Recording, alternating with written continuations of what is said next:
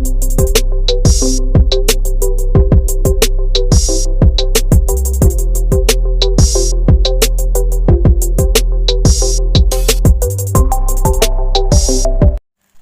Assalamualaikum warahmatullahi wabarakatuh. Perkenalkan, nama saya Fiska Maida, NIR 1801009,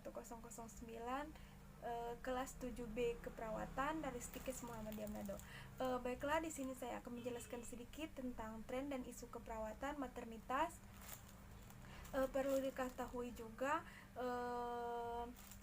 apa yang dimaksud dengan tren, bahwa tren adalah sesuatu yang sedang dibicarakan oleh banyak orang, sementara isu adalah suatu peristiwa atau kejadian yang dapat diperkirakan terjadi atau tidak terjadi pada masa mendatang. Kemudian keperawatan maternitas. Keperawatan maternitas merupakan pelayanan profesional berkualitas yang difokuskan pada kebutuhan adaptasi fisik dan psikososial ibu selama proses konsepsi kehamilan, kemudian persalinan dan nifas, keluarga, dan bayi baru lahir, dengan menekankan pada pendekatan keluarga sebagai sentra pelayanan menurut periode 1997. Kemudian tren dan isu pada masa persalinan sekarang. Yang pertama itu dia ada water birth. Water birth merupakan salah satu metode alternatif persalinan pervaginam, di mana ibu hamil ateren tanpa komplikasi bersalin dengan jalan berendam dalam air hangat yang dilakukan pada bathtub atau kolam. Kemudian dengan tujuan mengurangi rasa nyeri kontraksi dan memberi kenyamanan kepada ibu. Kemudian metode ini dipercaya mampu memberi banyak keuntungan bagi ibu dan bayi, yang merupakan salah satu metode persalinan alternatif yang aman. Melahirkan dalam air akan mempermudah adaptasi bayi dari rahim ibu yang berisi air ketuban ke dunia luar. Ada dua metode water birth, yaitu water birth murni, di mana ibu masuk ke kolam persalinan setelah mengalami pembukaan 6 sampai proses melahirkan terjadi di water birth emulsion. Kemudian yang kedua ada water birth emulsion. Ibu hanya berada di kolam hingga masa kontraksi akhir. Proses melahirkan tetap dilakukan di luar kolam atau bathtub. Kemudian syarat-syarat untuk seorang ibu melakukan water birth diantaranya yaitu ibu hamil resiko rendah, kemudian ibu hamil tidak mengalami infeksi vagina, saluran kencing dan kulit, kemudian tanda vital ibu dalam batas normal dan CTG bayi normal. Kemudian idealnya air hangat digunakan untuk relaksasi dan penanganan nyeri setelah dilatasi serviks mencapai 4-5 cm. Kemudian pasien setuju mengikuti instruksi penolong, termasuk keluar dari kolam tempat berendam jika diperlukan. Kemudian tren dan isu keperawatan maternitas yang kedua, ada lotus birth. Lotus birth merupakan metode persalinan yang membiarkan tali pusat tetap terhubung dengan bayi dan plasenta setelah kelahiran, tanpa menjepit ataupun memotongnya, sehingga tidak memberikan peluang kuman untuk masuk ke dalam tubuh bayi melalui tali pusat. Metode lotus birth ini diyakini dapat menambah kekebalan tubuh pada bayi yang baru lahir. Dengan lotus birth, bayi diharapkan mendapatkan lebih banyak darah yang mengandung oksigen, kemudian makanan dan antibodi, sehingga memberikan waktu bagi tali pusat untuk terpisah dari bayi secara alamiah.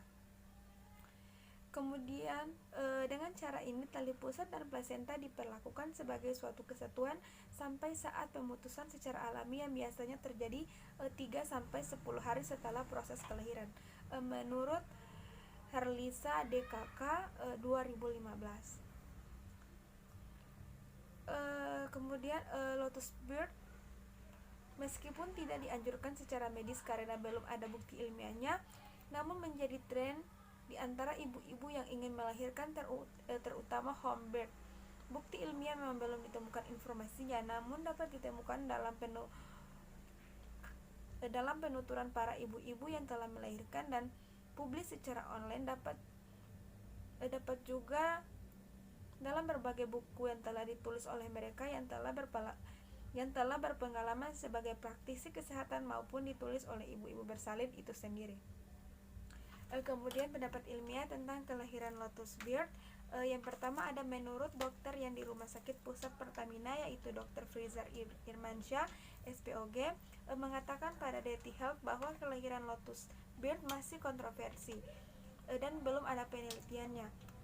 Dan juga menurutnya secara medis tali pusat hanya segera diklaim untuk mencegah bayi menjadi kuning karena bilirubin yang tinggi. Keterangan Dr. Sita bukan beralasan karena penelitian Royal College of Obstetrics dan Gynecology menyatakan tidak ada bukti ilmiah yang mendukung bahwa metode kelahiran Lotus Bird bermanfaat bagi bayi. Kemudian manfaat dan kerugian dari Lotus Bird. Yang pertama, dalam Lotus Bird memiliki manfaat, diantaranya tidak ada keinginan ibu untuk memisahkan plasenta dari bayi dengan cara memotong. Kemudian yang kedua, proses transisi bayi terjadi secara lembut dan damai yang memungkinkan penolong persalinan untuk memotong tali pusat pada waktu yang tepat. Kemudian yang ketiga, merupakan suatu penghormatan terhadap bayi dan plasenta karena menjamin bahwa bayi mendapatkan volume dari darah secara optimal dan spesifik yang diperlukan bagi bayi. Kemudian alasan rohani dan emosional, kemudian tradisi budaya yang harus dilakukan, kemudian tidak khawatir tentang bagaimana mengklaim, memotong, dan mengikat tali pusat. Kemudian yang terakhir, kemungkinan menurunkan risiko infeksi karena Lotus Bird memastikan sistem tertutup antara plasenta, tali pusat, dan bayi sehingga tidak ada luka terbuka. Yang terakhir ada kerugian dalam metode Lotus Bird. Analisis menemukan bahwa bayi yang baru lahir pada kelompok penundaan atau klaim memiliki lebih besar zat besi dalam darah mereka karena jumlah zat besi dalam darah saat lahir dapat mempengaruhi kesehatan, terutama risiko seorang bayi untuk anemia pada bulan-bulan pertama kehidupan. Namun studi ini juga dapat menemukan bahwa bayi dalam kelompok tertunda klaim lebih rentan terhadap penyakit kuning karena banyak bayi mendapatkan bentuk ringan dari penyakit kuning saat lahir karena hati yang belum matang dan tidak bisa memproses bilirubin. Kemudian produk sampingan kuning, pemecahan sel darah merah tua. Ketika hati tidak dapat memproses semua, bilirubin cenderung terdorong keluar ke jaringan dan bayi tampak kuning sedikit. Ikterus 25 baru lahir dapat mereda tanpa pengobatan atau diperlakukan dengan paparan sinar matahari yang sederhana. Baiklah, itulah sedikit penjelasan saya tentang tren dan isu keperawatan maternitas. Lebih dan kurangnya saya mohon maaf. Wassalamualaikum warahmatullahi wabarakatuh. Terima kasih.